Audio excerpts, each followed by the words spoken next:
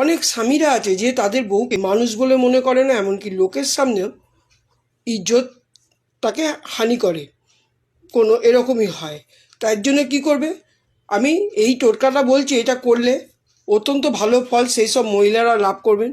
শুক্রবার দিন স্নান করে কি করবেন, সবুজ রঙের ছোট এলাচ আর লং রেখে দেবেন এনে, সেটা কি করবেন, এমনভাবে শরীরের সঙ্গে আপনি বেঁধে রাখুন, কাপড়ে বেঁধে রাখুন, সুতোতে বেঁধে রাখুন, সুতোতে বাঁধলে সবুজ সুতো দিয়ে বাঁধবেন, বেঁধে কি করবেন, আপনারা আপনাদের শরীরের সঙ্গে টাচে রাখুন শুক্রবার সারাদিন, শুক্রবার রাত্রি। এবার শনিবার দিন সকালে কি করবেন, শুধু ওইগুলো দিয়ে আপনার স্বামীকেই শুধু ওইটা গুঁড়ো করে রান্নার সঙ্গে মিশিয়ে আপনি খাইয়ে দিন।